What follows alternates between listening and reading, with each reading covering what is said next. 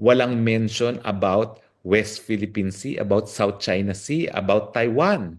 Ibig sabihin, wala sa radar ng pag-iisip ng US President itong posibleng pagkakagulo dahil nga sa South China Sea at saka sa Taiwan. At dahil wala sa radar yan ni Presidente Trump, ibig sabihin na wala na talaga ng importansya si Marcos Jr. na ginagamit ang China issue para makuha ang suporta ng Amerika. Yan naman talaga ang naging usapan nila ni President Biden. Sige, susuporta ako sa Amerika, basta suportahan nyo kami laban sa China. Pero nangyari nga, under Trump, ayaw na niya ng gera. Tatapusin niya lahat ng gera. Tatapusin niya ang gera sa Ukraine. Tatapusin niya ang gera sa Gaza. At wala akong kaduda-duda, iiwas yan sa gera dito sa Taiwan at saka sa Pilipinas. Kaya nga, walang mention ang Pilipinas, walang mention ang Taiwan, walang mention ang Taiwan pagdating sa gera.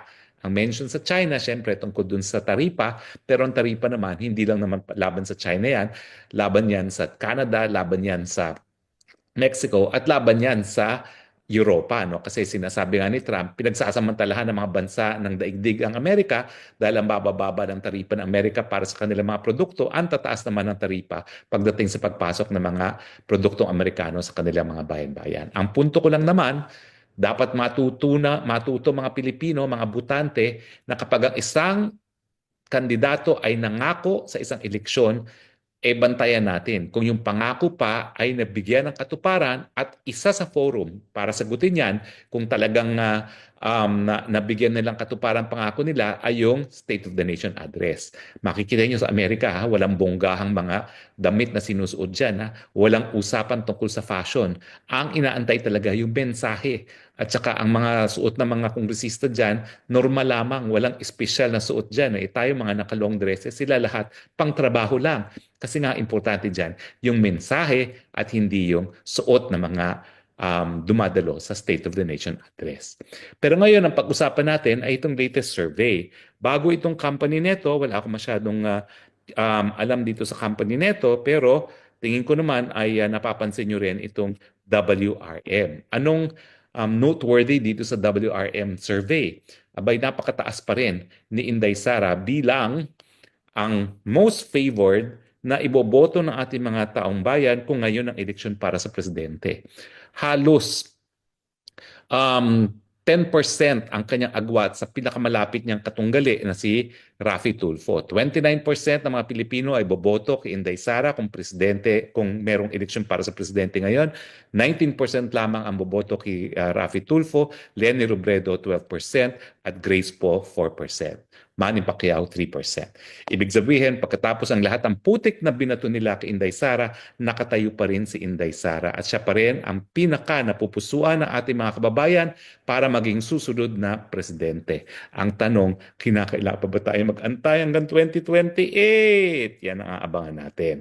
Pagdating sa mga issue na nais na makita ng mga butante sa mga tumatakbo sa Senado, naku, nakakataba ng puso dahil bilang nagsulong ng universal healthcare, talagang ang pangunahing gusto na makita ng ating mga butante, ibalik ang subsidiya sa PhilHealth.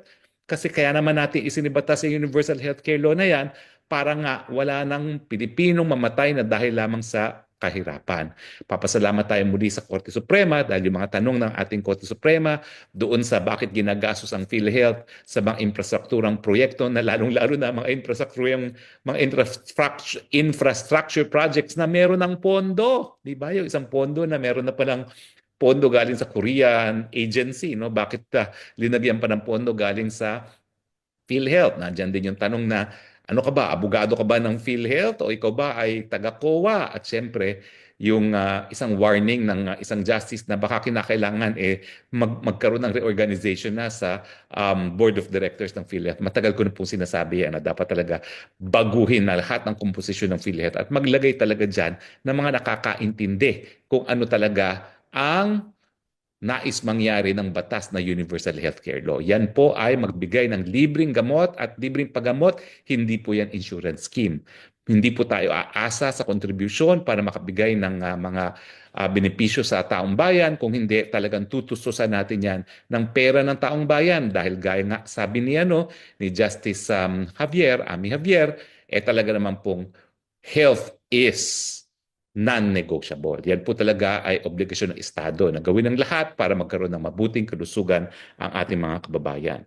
Bukod pa rito, ang survey nagpapakita na, ito po ha, 43% ng ating mga botante ay tutol sa pagtanggal sa pwesto ni Inday Sara Duterte at only 25% ang nagsasabi na sila'y sumusuporta. Yung balanse, siyempre, wala pang posisyon. So nakikita natin na mayorya pa rin dun sa nakakaalam ng enough dun sa issue ay nagsasabi halos kalahati tutol sila sa pagtanggal kay Inday Sara Duterte. So ang tanong, makikinig ba ang mga politiko, no?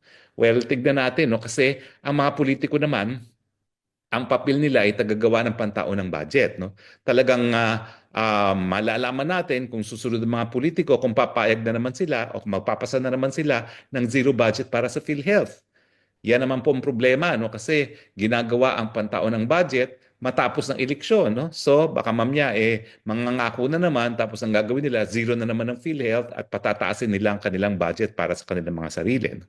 At syempre dahil 43% as against 25% ang tutol sa pagtanggal kay BP Sara, alam na natin na mensahe yan sa mga tumatakbong senador. Kaya nga lahat sila iwas pusoy sa issue ng Inday Sara Duterte's impeachment. Pero alam nyo na kapag kayo ay sumuway doon sa sentimiento ng taong bayan na hindi dapat matanggal si Inday Sara Duterte, that would mean political suicide.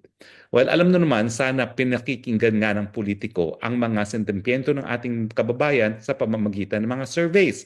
Ako naman po, ang unang-unang trabaho ko talaga ay sa institute doon sa pinag-aralan ko sa Amerika na nagsimula nitong survey technique, no. Ang itong surveys pong ito ay nagsimula po sa ano ba 'yon?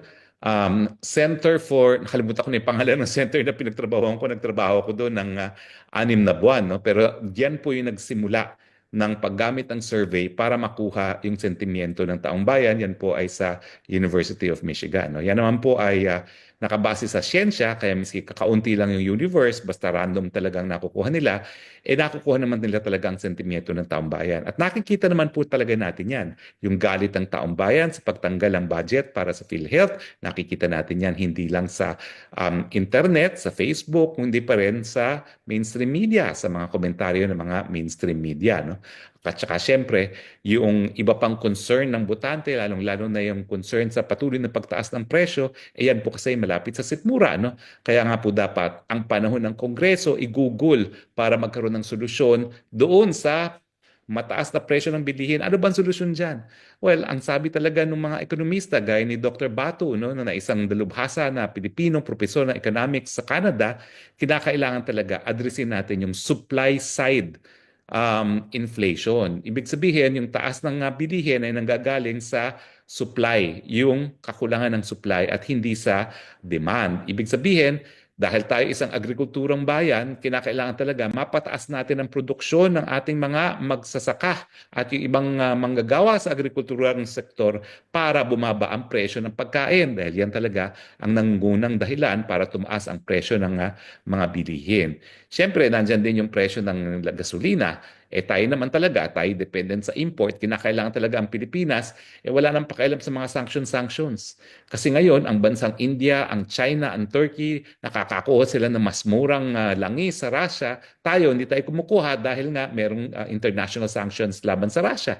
Pero yung tatlong bansang yun, wala silang pakialam dahil alam nila na kapag sila ay kumuha ng mas murang langis, mas bababa ang presyo ng mga bilihin.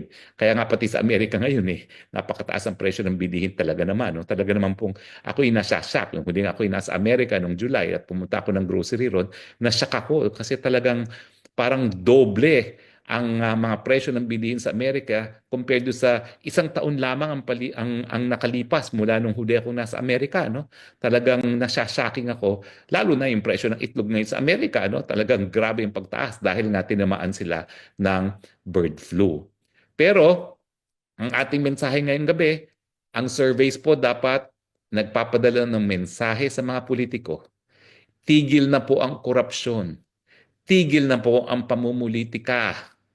Ayaw po ng tao ng pamumulitika. Yung mga hearings nyo, yan ay para humanap ng solusyon sa mataas na presyo ng bilihin. yung mga ginagawa nyo sa budget. Itigil na yan pagtataas ng mga budget para sa inyong mga sarili. Ibalik ang pondo para sa kalusugan ng lahat ng Pilipino. Nang sa ganon, makamit natin ang ninanais natin, ng ating sinulong, ang universal healthcare, na wala ng Pilipinong mamamatay dahil lamang sa kahirapan. Well, titignan natin kung magbibingi-bingihan na naman at magbubulag-bulagan ang mga nakapwesto sa gobyerno dahil alam naman natin, pag napuno na ang salop, tsugi ang aabutin ng mga taong gobyerno. Ang tanong, tsutsugiin na ba natin sila? Kayo lang po ang makapagsasagot niyan. Maraming salamat po sa inyong patuloy na pagtangkilik. Ito po inyong Spoksang Bayan nagsasabing, I love you, Philippines. You're the only country that I love. You're the only country that I have. God bless the Philippines.